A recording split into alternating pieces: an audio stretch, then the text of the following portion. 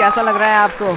Well एक ही show में 2 बार आके, नहीं आदिवासी तेल का ब्रांड एम्बेसडर होके, भाई उसके तो अलग ही फायदे हैं। लेकिन महब जी, आपने तो अपने कभी बाल नहीं दिखाए, तो वो आदिवासी लोगों ने आपको क्यों ब्रांड एम्बेसडर चुना?